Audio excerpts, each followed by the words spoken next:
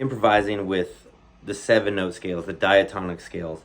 And I started thinking what would be a good exercise for that and something that would be fun to work on and improvise that with. Of course, the pentatonic scales are going to give you easy melodies, easy bends, and stuff like that. But I also like to play a 7-note scale on one string, or just give you a new approach. And you can do this as much or as little as you want. You could replace your scale practice with this.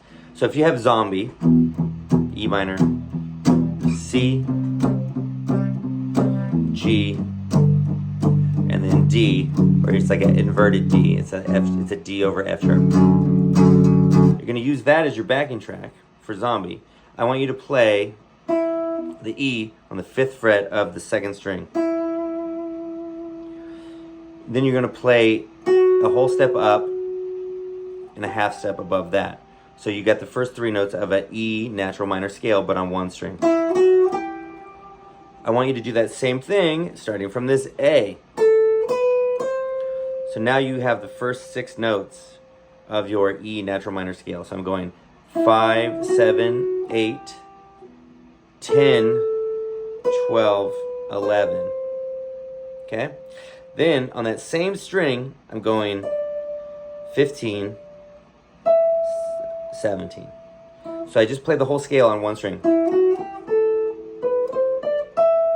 5, 7, 8, 10, 12, 13, 15, 17. So I want you to be able to improvise on one string. I know it seems crazy, but it's going to change the way that you look at it.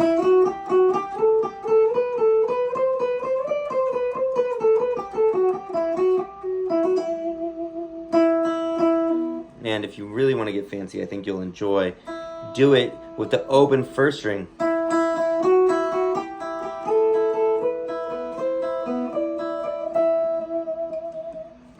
Another step to do would be to learn the 5 positions of the diatonic scale across the strings.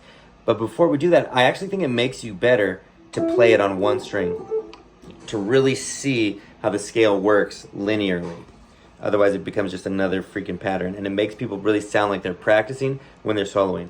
I want you to play it here.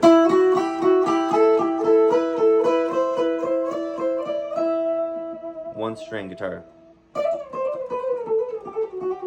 And of course, when you get the hammer-ons and pull-offs in there, it sounds so crazy with distortion.